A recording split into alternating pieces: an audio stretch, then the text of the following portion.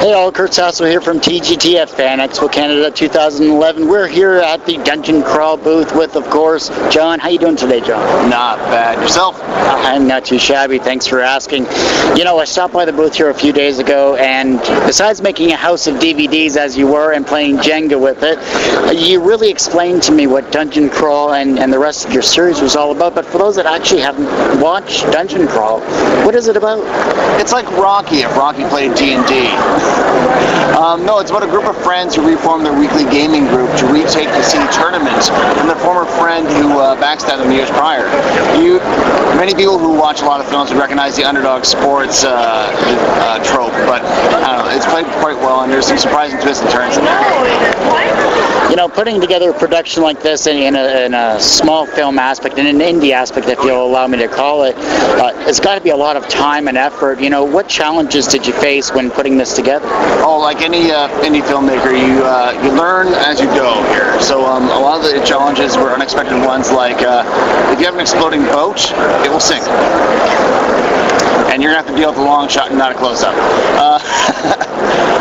There's all the traditional problems with indie filmmaking, like budget restraints, but my cast and crew were awesome, put in tons of work and effort, and really it's a labor of love to get this film finished, and everybody just was fantastic at it. Now, you're the writer, director, creator of course, you know, Dungeon... I was the caterer on this. You played it all. Oh no, you got to wear a lot of hats in indie filmmaking. Funny enough, I thought it'd be really impressive if I put my name at every job I did in the credits. You're going to see that second unit. You're going to see a lot of my name in there. You could have shortened it to one screen saying, "Done by me." Yeah. Well, no, there was so many people that helped. The special thanks was, I think, in the hundreds. So no, it was, as I said, like people had to really sacrifice this man. It was one of those things that beg, borrow, and steal to get it done. So with something like this, obviously putting this production together, you know, how did you find your cast of, well, your actors and actresses? Well, thankfully, I actually knew my lead actor, Ashton, from high school.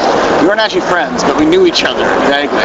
He was the guy with the afro. At the time, I was the guy with the long hair. Since then, karma came back and bit me in the butt. But no, the rest of the actors, I knew Ed Mendez, who played Brian in the film. I know him from my University of Saskatchewan days. And I met Kyle, who plays Germ, Andy, who plays, Dan, who plays Andy, and Amy, who plays Sam. I met all of them when I was going to film school in the University of Regina. And of course you have not just, you know, Dungeon Crawl, you have Journey Quest, and you have The Gamer's Darkness Rising. Oh yeah. No, it's funny because I thought I was very clever when I first started making Dungeon Crawl. I was like, I'll be the first gamer filmmaker making gamer content for, you know, for all these geeks that nobody has movies for. I met the great guys at Dead Gentlemen a few years back, pretty quick into the process, and they've been doing it for years. And frankly, they've been doing a fantastic job. But our filmmakers are going to be in so many places at once, and this weekend, for instance, it's their hometown show in Seattle, so they can't come to Fan Expo. So thankfully, we're all great people. We all really get along, and we're all kind of helping each other out. So there's some of my merch there. I'm helping sell some of their merch here. It's a great community. And that's wonderful to see. And Fan Expo is the largest Canadian convention, you know, out there. What personal experiences, once this show closes down for the weekend, are you going to take away back to Saskatchewan? Oh, what story am I going to bring up here? No, I'm gonna learn.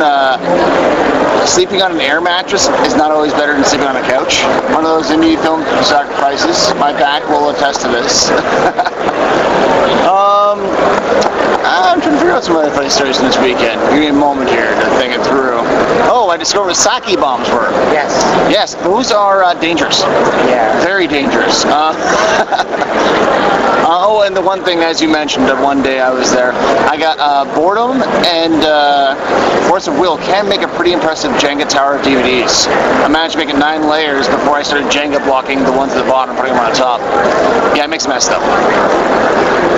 Well, you know, you got a lot of great traffic here. It's good to see that people are walking by and picking up these, because you had a huge stack of these with the first day and you're virtually almost done now, so it's wonderful to see. I want to thank you again for taking the time to do this interview, and I hope you have a great rest of your day here. All right, thank you too.